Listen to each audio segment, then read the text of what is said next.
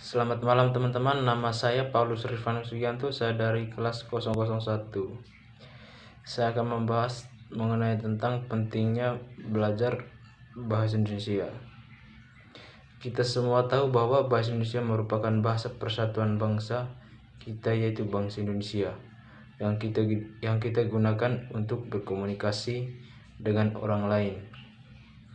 Karena seperti kita ketahui, bangsa Indonesia mempunyai berbagai macam suku dan bahasa daerah, sehingga untuk dapat saling berkomunikasi kita menggunakan bahasa persatuan, yaitu bahasa Indonesia.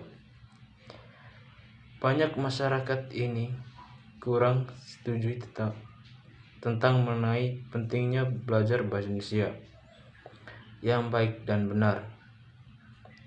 Beberapa di antara mereka menganggap bahwa bahasa Indonesia tidak perlu dipelajari karena bahasa Indonesia digunakan sehari-hari. Akan tetapi kemampuan dalam berbahasa yang baik dan benar juga sangat diperlukan. Dalam bentuk tulisan, misalnya surat, laporan, makalah, dan lain sebagainya. Ditambah lagi di era globalisasi ini, maraknya bahasa gaul seperti loe, gue, dan banyak lagi. Oleh karena itu, bahasa Indonesia harus tetap terjaga agar tidak memudar seiring dengan perkembangan zaman. Komunikasi yang dilakukan oleh setiap orang bukan hanya komunikasi secara lisan, tetapi juga secara tulisan.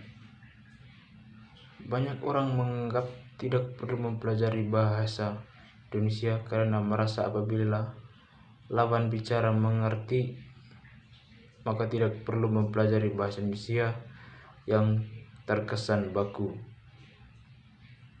Memang alasan ini cukup bisa diterima. Bahasa Indonesia tidak hanya mengajar kalimat baku dan sebagainya, tetapi juga mengajar mengenai intonasi, penekanan kalimat, dan etika berbicara kepada orang lain. Di titik inilah bahasa Indonesia menjadi sangat penting untuk dipelajari. Sekian dan terima kasih.